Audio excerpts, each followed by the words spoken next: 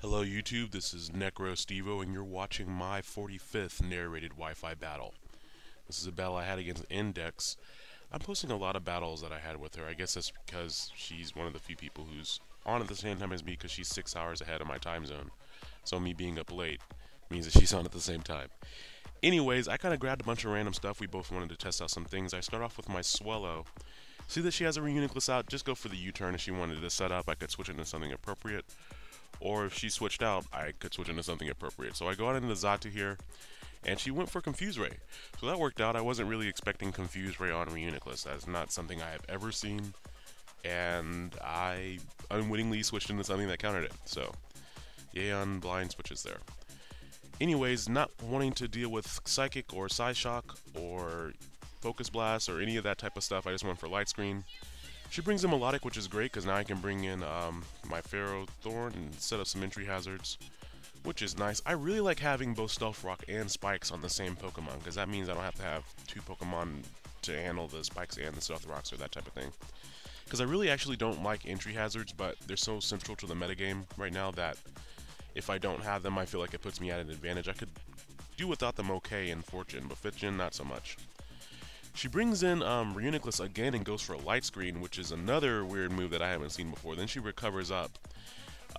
I figured after I set up that first layer of Spike, she was going to switch out, so I just went for Thunder Wave. But she stayed in and I paralyzed her Reuniclus, so that's okay. Eventually I'll get that Parahax on there is what I figured. She goes for Psyshock, which is good because it ignores the Light Screen and goes for my defense stat instead of that Light Screen being up. And I'm just setting up Spikes because I wanted to make sure I saw her entire moveset because I really wanted to know if she had Focus Blast, but she wasn't going for it. And so since she wasn't going for it, I figured I'd just stay in and Power Whip her.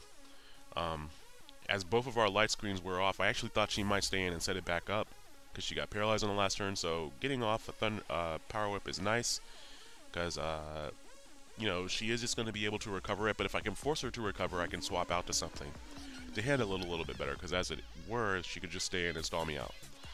So since she does have to recover, I can go back out and set back up my screens, and Ambiatu is great for that.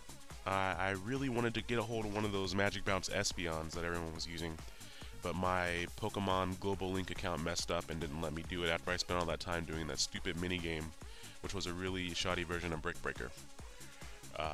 So I wasn't able to get that, but fortunately Natu is on the Dream World, so I was able to get one of those. She brings in her Meanshao, and I wasn't sure what it wanted to do, so I just stayed in and went for Nightshade, and she starts setting up, which is very good that I stayed in, because I do have Reflect Up, and she's faster than me with Payback. So her being faster than me is going to keep the attack power low, even though she had Sword Dance, and since I have the Reflect Up, I'm able to live that. The Xatu doesn't have anything in special defense or defense, it just has max HP and max speed. Xatu is actually pretty quick for its typing and its stats overall, so that worked out pretty nicely. She brings in Raikou expecting the Shadow Ball or the Thunder. I switch out into New Protron, but there's something about Index in this Raikou. She's always able to predict what I switch in. And so New Protron does not get to do anything in this battle, which is unfortunate. Because it would have walled several of her Pokemon, especially behind screens. So maybe I should start predicting that she'll predict what I'm going to switch into. Here she just stays in and goes for Aura Sphere, which I thought was a little strange. Maybe she didn't want to switch out there, but or she may have. I don't know why she went for Aura Sphere there. The Thunderbolt would have been the better move, or the Thunder, whatever she had. And she goes out into Hydreigon. I knew that it would outspeed. I think that I'm holding Specs on that Rotom. I don't normally use Rotom. As you can see, this team is a little bit more OU-centric. And I don't normally play with more OU Pokemon all on one team, so this is something a little bit different for you guys who have faced me. You know I typically err on the side of UU. But she does just go for the Flamethrower there as I swap in, so bye-bye Ferrothorn. Fortunately, I know I outspeed her with my Swellow Quetzalon, so I'm able to come in, protect to get my Gutsaur boost, and then expecting her to swap out, I just stay in and go for U-turn. That's fine by me that she wants to stay in because getting hit by a Guts boosted U-turn is not what anyone wants to take. And now I can switch into something to resist the Dark Pulse, which is going to be my Throh. This was before I named it Rock'em. Also, apparently there was an earthquake going on during the recording, which is why I'm shaking it around so much. I apologize for that. And the Dark Pulse doesn't do anything because this particular throw has a lot of special defense and almost max HP. I think that is max HP. I'm not sure. And then I have bulk up to raise his defense stat. I wasn't sure on the fourth move because I was trying out rest, but I haven't had a chance to use it. So I may actually swap it out for another offensive move. Because leftovers augments the needing to use rest pretty well. Here she brings in Volcarona and it gets wrecked by the entry hazard. She goes for Psychic, and I wasn't sure what she was going to go for, so I just stayed in and I went for another Circle Throw and I lived the Psychic. She lives the Circle Throw, but now it's going to die when it comes back in from the entry hazards. So good job, Throw, there, living that Psychic. I don't think I've ever seen Volcaronas with Psychic besides the one that Index carries. So that's all interesting. I'm expecting her to set up a light screen. I went back on into my Xatu to set up my own light screen. She gets paralyzed, but it didn't really matter. Unless she was going for a Confuse Ray, then I would have bounced it back. Or if she was going for Psyshock, but that wouldn't have done much damage anyway. Thinking back, it would have been better for me to set up the Reflect, because Psyshock would be cut in half by Reflect, not by light screen. So I go for another U-turn. I wasn't sure how much it would do because I saw the first one only did about a quarter. So that one almost does half. I did not want my Swellow dying because I only had, I think, 2 Pokemon left at this point.